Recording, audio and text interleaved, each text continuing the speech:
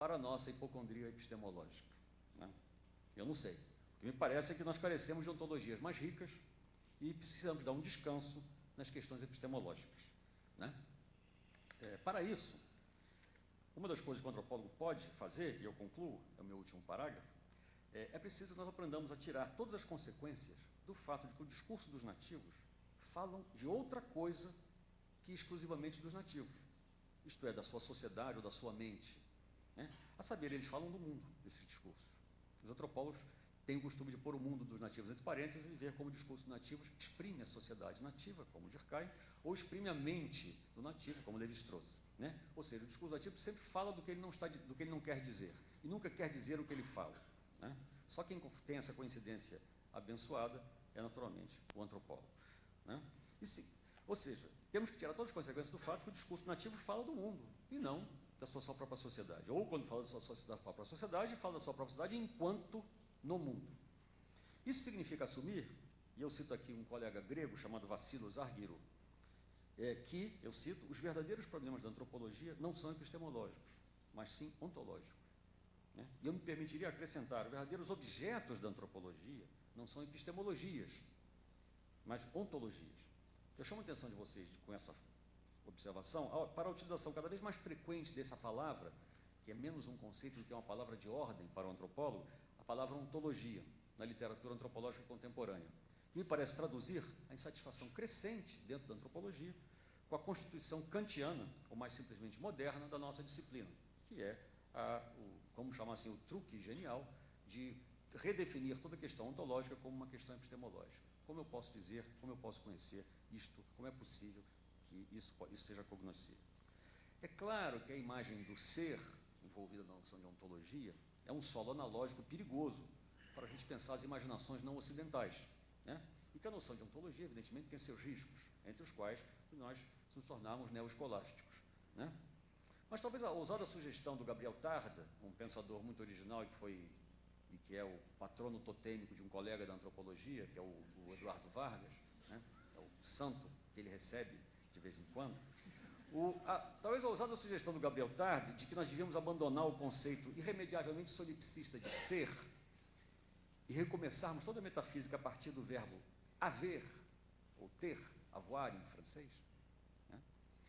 Porque é um verbo que implica transitividade intrínseca, abertura originária é uma exterioridade, ser é um verbo intransitivo, haver necessariamente pede um complemento, né? Ou ter, o haver no sentido de ter, sempre sugere uma abertura originária para uma exterioridade. Talvez seja uma ideia interessante. Quem sabe nós devamos começar. Nós que aprendemos nos nossos tempos de hippie que o importante não é ter, mas ser, talvez nós estivéssemos equivocados. O importante não é ser, talvez o importante seja ter, né? Pelo menos é o que diziam os canibais, ou o que dizia o Oswald de Andrade, que só me interessa o que não é meu, né? Que era o princípio fundamental da antropofagia, segundo o Oswald de Andrade. Ideia mais profunda do que parece, né? Só me interessa o que não é meu enquanto não é meu, na condição de não meu, né? Depois que virar meu, não é o meu problema. Não se trata de um furor aquisitivo, uma cobiça cósmica. Se trata, ao contrário, de só me interessa o que não sou eu, digamos assim, né?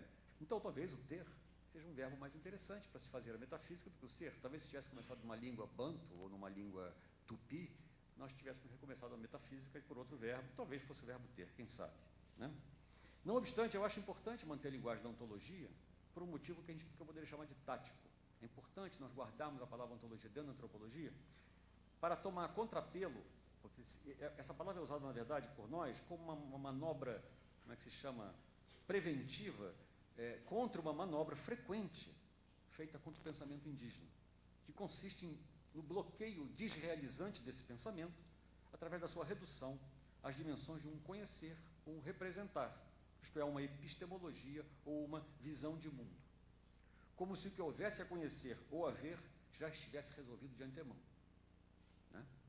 Nós sabemos já o que é o mundo, agora vamos estudar as visões de mundo, né? Ou seja, resolvido de antemão, evidentemente, a favor da nossa ontologia, né? Como sempre, é o jogo de 2 contra 1 clássico que faz o antropologia, né? A nossa ontologia, portanto, né, evocada aqui por mim, à guisa de conclusão, para sugerir que todo pensamento, seja ele grego, melanésio ou amazônico, exprima uma metafísica do ser, mas sim para sublinhar que todo pensamento é inseparável de uma realidade que constitui o seu exterior, dele, daquele pensamento, e não do nosso. Isso significa dizer que, em última análise, a democracia epistemológica, costumeiramente professada pela antropologia, quando ela afirma a diversidade cultural dos significados, a coexistência virtual de todas as visões de mundo, se revela, no fundo, como tantas outras democracias que nós conhecemos muito bem, uma democracia muito relativa, pois ela se apoia, em última instância, a palavra, essa expressão é muito característica de certos raciocínios dentro das ciências sociais, ela se apoia, em última instância, em uma monarquia ontológica absoluta. Essa democracia epistemológica depende de uma monarquia ontológica absoluta, né? Aquela onde se impõe a unidade referencial da natureza como árbitro final, né? É contra essa piedosa hipocrisia relativista que eu termino esse meu texto, afirmando mais uma vez que a antropologia é a ciência da autodeterminação ontológica dos povos e que, assim, ela é uma ciência política de pleno direito, pois o seu mote é, ou deveria ser, como o do IAT igualmente, aquele que se escrevia nos muros de Paris em maio de 68, que foi por onde eu comecei, a saber, l'imagination au pouvoir, né? O resto, ou as disciplinas, são, para referir uma outra frase estrangeira, dessa vez americana, o resto é apenas business as usual. Ok? Muito obrigado.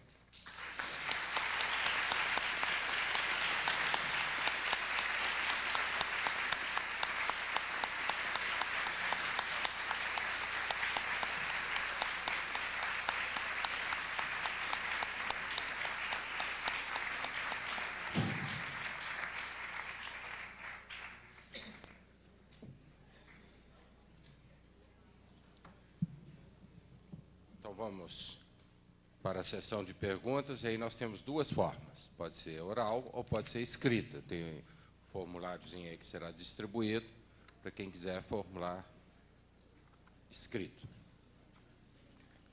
Então, está aberta a sessão. E as...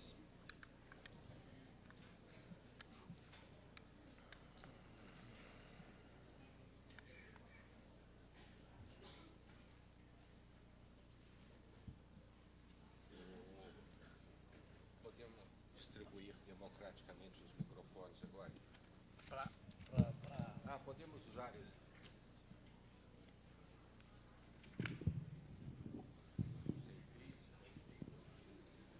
Bom dia, eu sou Vinícius, faço ciências biológicas. Queria saber do Dr. Viveiro de Castro, se eu puder compartilhar conosco a sua opinião acerca do Dr. Humberto Maturana. Bom, É melhor juntar um pouco mais? Talvez. Vamos lá. Talvez, inclusive, que eu falo demais, é melhor perguntar tudo assim. Umas três. Por favor, Zé Alberto. Não tem alguém... Alguém pode me ajudar segurando isso aqui para mim?